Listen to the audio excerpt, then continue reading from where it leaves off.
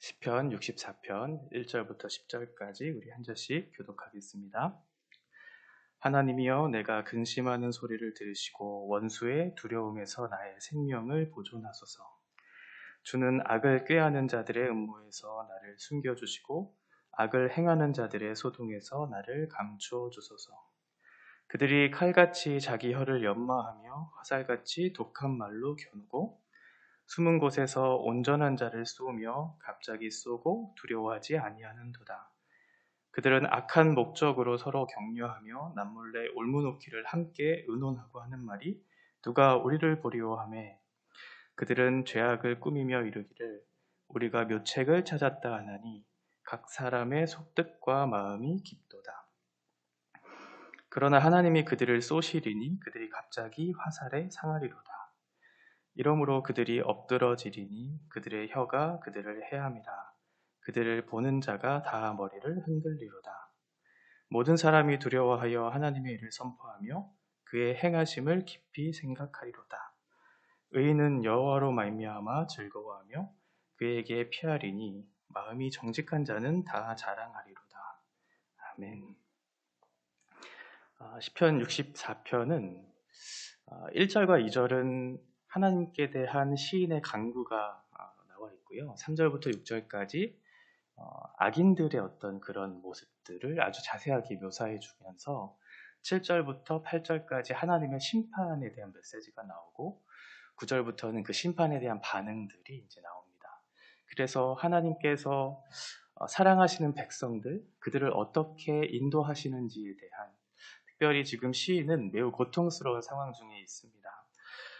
근심하는 어떤 소리를 하나님 앞에 그렇게 고백하면서 하나님, 나의 소리를 들어주십시오 라고 하는 그런 고백을 하고 있죠. 그러면서 1절 보시면 원수의 두려움 속에 지금 빠져있는 시인의 모습을 보게 돼요. 어떤 원수가 계속해서 자기를 억압하는 위험에 노출되어 있는 그런 상황들, 그 속에서 시인이 하나님 앞에 간절히 기도하고 있는 것이죠. 그들은 악을 꾀하는 음모에서 나를 숨겨달라고 그렇게 시인이 얘기하는 거죠. 지금 악한 자가 계속해서 악한 음모를 꾸미면서 그 시인의 생명을 해하려고 하는 절체절명의 위기 속에서 지금 어떠한 상황인지는 우리가 자세하게 알 수는 없지만 이것이 다윗이 쓴 시라는 것을 우리가 염두에 두면 사울이 그를 쫓고 있는 상황 또는 압살롬으로부터 피해 있는 상황 아니면 또 다른 원수들이 지금 다윗을 계속해서 공격하고 있는 그런 악한 어떤 사람들에 의해 생명의 위협을 받고 있는 그런 상황들이죠. 그러니까 단순하게 하나님 저를 좀 구원해 주십시오라고 하는 그런 기도가 아니라 정말 생명의 위협을 당하는 그런 절체절명의 위기 속에서 하나님 앞에 간절히 기도하고 있는 거예요. 그 악인들이 얼마나 잘 준비되어서 이 다윗을 죽이려고 하냐면 3절에 보시면 그들이 칼같이 자기 혀를 연마하고 화살같이 독한 말을 겨누면서 지금 악한 말을 다윗을 향해서 계속해서 던지고 있는데 매우 날카롭게 지금 혀를 사용해서 다윗을 공격하고 있는 거예요. 혀는 우리의 눈으로 보이지 않지만 그 말로써 사람을 죽인다는 것은 우리의 신체적인 어떤 가함, 물리적이고 육체적인 가함은 아니지만 우리의 영혼 깊숙한 곳을 죽이는, 영적으로 그들을 무너뜨리려고 하는 그런 공격이 될 수가 있겠죠. 아주 칼같이 날카롭게 준비하는 뿐만 아니라 화살, 독화살을 지금 준비하고 있어요. 독화살이 몸에 찔리면 그 독이 온몸에 퍼지겠죠. 그러니까 지금 다윗은 영적인 생명의 위협도 느끼고 있고요. 또 하나는 육적인 생명의 위협을 느끼고 있는 그런 상황이에요. 그러니까 모든 육체와 정신을 무너뜨리려고 하는 그들의 악한 의도들을 볼 수가 있죠. 그런데 그들의 공격 방법이 매우 비열해요. 4절에 보시면 보통은 전쟁을 할 때 이제 전쟁을 선포한다 이런 식으로 해서 나라와 나라 간의 전쟁이 시작되는데 이것도 하나의 싸움이잖아요. 그런데 다윗을 공격하는 악한 자는 어떻게 하고 있냐면 숨은 곳에서 지금 다윗을 공격하고 있어요. 숨은 곳에서 온전하게 된 그 자를 공격하면서 갑자기 어디에서부터 나올지 모르는 그런 상황 속에서 다윗을 죽이려고 하는, 그러니까 다윗이 얼마나 두려움 속에 있었겠어요. 언제 내가 공격을 당하지 못하는 그런 상황들. 지금 무방비의 상태 속에 있어요. 그런데 지금 전쟁을 하고 있는 그 악인들은 매우 잘 준비된 군사와 같은 모습으로 하고 있죠. 악인이 왜 악인이겠어요? 정당하지 못한 방법으로 다른 사람들에게 피해를 주기 때문에 악인이겠죠. 그러니까 지금 악인들도 정당하지 않게, 정당하지 않은 모습으로 지금 공격하고 있는 거예요. 그 목적이 5절에 보면 항상 악해요. 그들이 의논하면서 서로 격려하면서 그래, 우리 이렇게 한번 해보자 라고 하는 그런 모든 것들이 결국 악한 목적을 갖고 있어요. 그들이 하는 모든 것, 남 몰래 올모놓기를 함께 의논하고 하는 말이 누가 우리를 볼까? 누가 우리를 볼까? 자신들은 스스로 뭔가 자신들이 행하고 있는 그런 것들을 남들에게 들키지 않을 것이라고 생각하고 있으면서 올무를 놓고 있는 매우 악한 사람들이죠. 그들은 죄악을 꾸미며 이르기를 우리가 묘책을 찾았다 하니 각 사람의 속뜻과 마음이 깊도다 라고 얘기해요. 그래, 이제 저 악한 저 사람을 내가 죽이려고 하는 그 묘책이 생각났어 하면서 아주 교만하게 그 교만이 하늘을 찌르면서, 그리고 그 악은 뒤에 보시면 속뜻과 마음이 깊죠. 그 악은 바닥을 칠 만큼, 바닥이 어딘지도 모를 만큼 매우 깊은 악한 의도를 가지고 교만한 마음으로 하나님이 없는 것처럼 지금 생동하고 있는 그 사람들, 굉장히 나쁜 사람들이죠. 이런 사람들을 하나님께서 어떻게 하시겠어요? 당연히 심판하시겠죠. 그래서 7절에 하나님께서 보응을 하시는데 그 보응을 하시는 방법이 굉장히 흥미로워요. 지금 악인들이 3절과 4절에 이어서 보면 그들의 혀로서, 그들의 화살로서 날카롭게 준비된 것들로 지금 공격하고 있잖아요. 그런데 하나님께서 악인들을 보응하실 때 어떻게 하시냐면 화살로 대응하세요. 7절에 그렇게 기록하고 있어요. 하나님께서 그들의 악인들을 위해서 뭐라고 하시냐면 하나님이 그들을 쏘시리니 그들이 갑자기 화살에 상하리로다 얘기하고 있죠. 그들이 준비했던 독화살, 그것이 곧 올무가 되고 그들에게 부메랑이 되어서 그들에게 돌아갈 것이다. 8절에도 마찬가지로 이러므로 그들이 엎드러지리니 그들의 혀가 그들을 해함이라. 그들이 날카롭게 준비하고 그들의 영적인 문제들을 무너뜨리려고 하는 그런 악한 혀가 결국은 그들을 무너뜨리는 올무가 될 것이라고 얘기해주고 있어요. 이런 하나님의 심판의 모습들을 보면서 사람들이 어떻게 반응했냐면 9절에 보시면 모든 사람들이 그것에 대해서 반응하고 있어요. 악인 또는 의인 할 것 없이 이러한 일을 보면서 하나님을 두려워하고 있죠. 그리고 하나님께서 행하신 그 일을 선포하면서 생각하고 있는 거예요. 아, 하나님이 악인을 반드시 심판하시는구나. 그러면서 자신들이 누구인지를 생각하고 있는 거예요. 나는 악인의 편에 선 사람인지 또는 의인의 편에 선 사람인지를 생각하면서 그러면 나라면 어떻게 살아야 할까라고 그렇게 생각했겠죠. 인간이 죄를 짓는 이유는 하나님을 안 믿기 때문에 그렇죠. 입으로는 하나님을 믿는다고 고백하지만 그들이 하나님 없다고 그렇게 생각했기 때문에 이렇게 용감하게 죄를 지을 수 있는 거예요. 그런데 하나님의 행하심을 나타내 보여주셨을 때는 악인이건 의인이건 할 것 없이 모든 사람이 그렇게 반응한다는 것을 9절에 얘기하고 있어요. 깨달은 거죠. 9절은 악인의 심판을 보면서 하나님이 어떠하신 분이고 그러면 나는 거기에 대해서 어떻게 반응할지에 대해서 깨닫게 돼요. 그러면 거기에 대한 행동들이 당연히 나타나야 되겠죠. 그것이 10절이에요. 10절 보시면 의인은 여호와로 말미암아 즐거워하며 그에게 피하리니 마음이 정직한 자는 다 자랑하리로다. 이렇게 얘기하죠. 여호와로 인해서 즐거워할 수 있는 것은 마음이 정직해야 된다고 얘기해줘요. 마음의 정직함은 무엇이냐면 자신의 죄를 고백하는 거예요. 하나님의 심판을 봤어요. 악인들이 망하는 것을 봤어요. 그러면 나의 죄를 보고 깨닫게 되겠죠. 그러면 거기에 대한 정직한 반응으로서 죄를 고백하게 되고 그 죄의 고백의 결과 하나님께로 피하게 돼요. 그 하나님께로 피하게 되면 나의 모든 원수를 물리치시고 구원의 하나님이 나에게 찾아왔다는 사실을 보면서 즐거워하게 되고 마지막은 자랑하게 되겠죠. 이 자랑이라고 하는 것이 결국은 찬양이라고 하는 것이에요. 여기까지가 1절부터 10절까지의 내용이에요. 굉장히 간단하죠?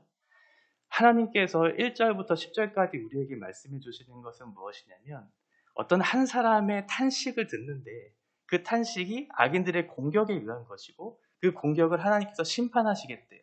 그리고 그 심판의 결과 의인들이 즐거워하고 자랑하겠다고 그렇게 말씀하고 있어요. 굉장히 단순한 그런 시 같지만 우리가 여기에 딱 그쳐서 하나님은 악인을 심판하시는 분이시고 의인을 구원하시는 하나님이시구나 라는 그런 교훈으로 이 말씀을 맺는다면 이 말씀은 굉장히 편협적으로 우리가 반만 해석할 수 있는 그런 말씀이 될 수 있어요. 지금 악인들의 모습을 보면서 어떤 생각이 들으셨어요? 아주 은밀하게 무방비 상태에 있는 그들을 날카로운 칼로서, 화살로서, 혀로서 죽이는 그들을 보면서 어떤 생각하셨나요? 저는 이 말씀 보면서 아주 나쁜 사람들이다라는 생각했거든요. 여러분의 생각은 어떠세요? 어떻게 이렇게 나쁜 사람이 있을까? 이런 생각했어요. 그런데 이것이 나단이 다윗에게 했던 질문이에요. 어떻게 이렇게 나쁜 사람이 있어? 다윗 왕, 당신은 이런 사람을 어떻게 생각해? 비열하고 악한 목적을 가지면서 사람을 죽이려고 하는데 은밀한 중에 그런 올무를 세우면서 그들을 죽이려고 하는 그 사람 말이야. 너는 어떻게 생각해? 라고 지금 묻고 있는 거예요, 사실은. 이 시편 64편의 저자가 다윗이라는 사실을 잊으시면 안 돼요. 이 64편을 해석하는 키워드가 바로 저자가 다윗이다라는 것을 우리가 기억해야 돼요. 저자가 다윗이라는 것은 무엇이냐면 지금 단순히 다윗이 자신의 처지를 한탄하면서 하나님 저 억울해요 라고 하면서 저 악인의 올무로부터 나를 구원해 주세요 라고 하는 그런 단순한 고백이 아니라는 거예요. 1절에 보시면 근심이라고 하는 단어가 나오죠. 이 근심이 시야흐라고 하는 히브리어 단어인데요. 보통은 이것을 탄식이라고 그렇게 해석해요. 우리가 탄식이라고 얘기할 때는 절체절명의 위기, 그러면서 환난과 고통 가운데 있는 그런 상황 속에서 하나님 앞에 부르짖는 그런 기도를 보통 이렇게 탄식한다 그렇게 얘기하죠. 그런데 이 시야흐라고 하는 단어 속에는 마음 깊숙이 생각하면서 묵상하면서 하나님 앞에 나아간다라는 뜻이 있어요.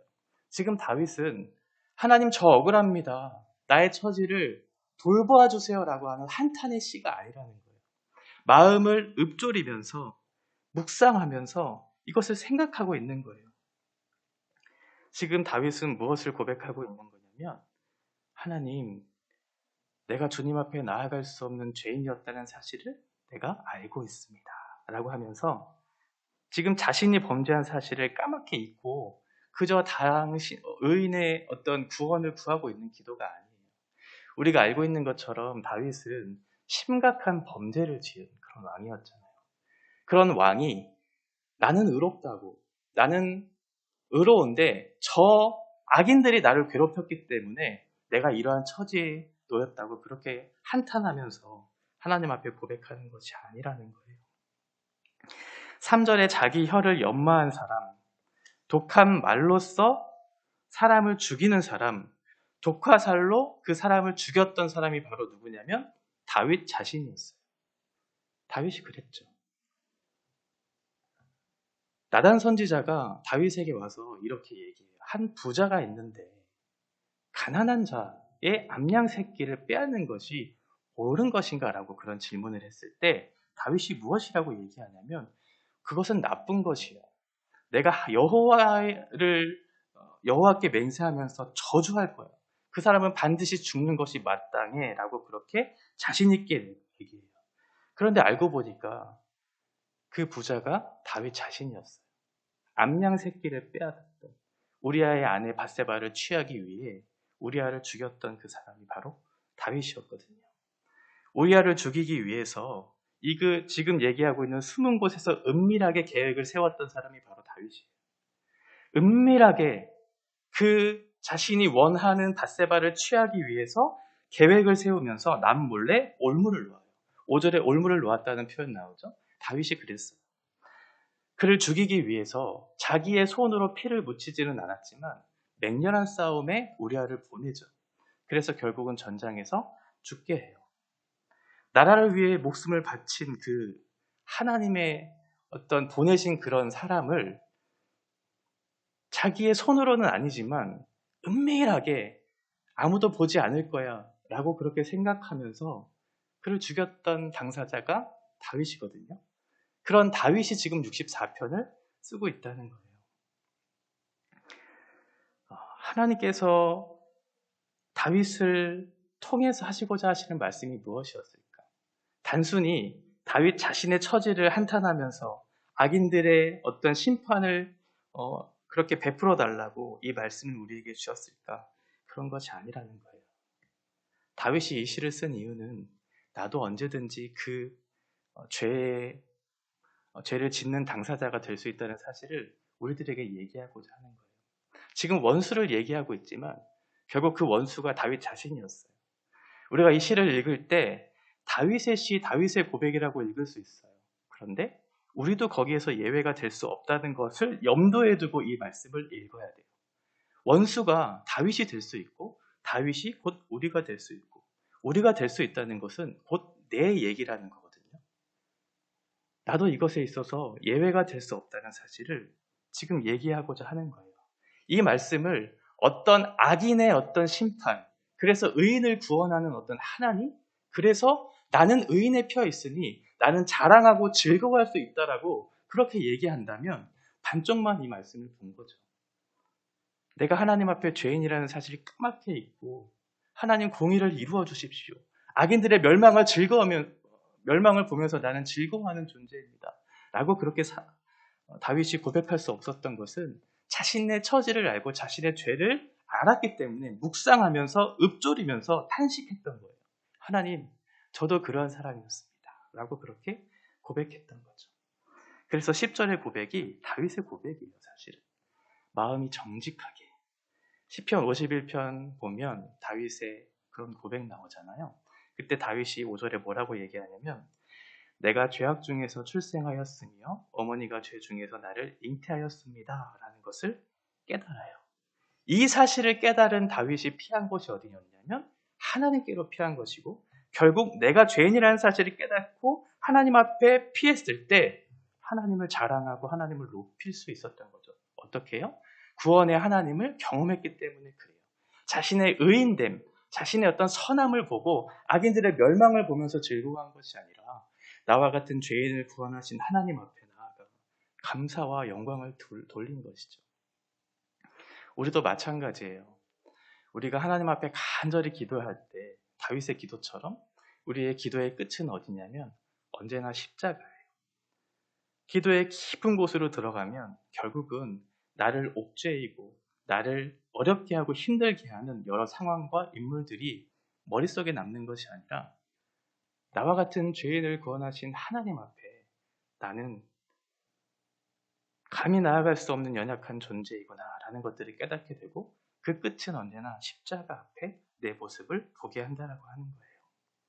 나를 괴롭게 하는 그 악인의 멸망을 보면서 아 즐겁다. 하나님 대단하다. 하나님 내가 찬양할게요 라고 하는 그런 고백이 아니라는 거예요. 이런 나를 불쌍히 여기셔서 그 피할 길을 열어주셨을 때 다윗이 그 구원의 하나님을 찬양할 수 있게 된 것이죠. 오늘 우리가 이 시를 읽을 때 다윗의 형편에 서서 나도 그런 처지에 있었구나. 그런 나를 하나님께서 불쌍히 여기셔서 악인의 길로 우리를 인도하시지 않고 의인의 길로 인도하신 하나님 앞에 감사와 영광을 올려드렸으면 좋겠어요. 그리고 그것이 곧 나였다는 사실을 잊지 않았으면 좋겠어요. 은밀한 중에 올무를 놓고 다른 사람의 생명을 해하려고 하는 그런 당사자가 나였구나. 그것이 말로서든 독화살이 됐든 그 사람의 처지를 생각하지 않고 은밀한 중에 아무도 모르겠지 라고 하면서 다른 사람들을 공격했던 당사자가 나였다는 사실을 기억해야 이 말씀이 우리의 삶에 적용점이 되죠. 그렇지 않으면 나의 우월감을 드러내고 다른 사람을 비판하고 정죄하는 것으로 나아가는 것밖에 되지 않아요. 그렇게 되면 이 말씀이 나에게는 아무런 상관이 없는 말씀이 되기 때문에 그래요. 나도 다윗과 같은 사람이었구나 라는 것을 정직하게 고백하고 내가 그 길 가운데 빠져있지 않는 것 그것들을 감사하면서 하나님 앞에 다른 사람들을 용서하고 사랑하고 보듬어드는 그런 사람들이 될 수 있도록 이 말씀 앞에 저희들이 섰으면 좋겠습니다. 기도하겠습니다. 하나님 아버지, 제가 다윗과 같은 사람이었습니다. 스스로 속이면서 또 남몰래 그 올무를 놓기를 주저하지 않았던 악한 자가 바로 우리들이었고 바로 나였습니다. 이 사실을 우리가 하나님 앞에 고백하고 진실하게 고백하고 그 안에서 피할 길을 열어주시는 하나님을 만났을 때 우리의 고백 속에는 그 구원의 하나님을 즐거워할 수 있다고 고백할 수 있습니다. 단순히 악한 자의 멸망을 보면서 즐거워하는 것이 아닙니다.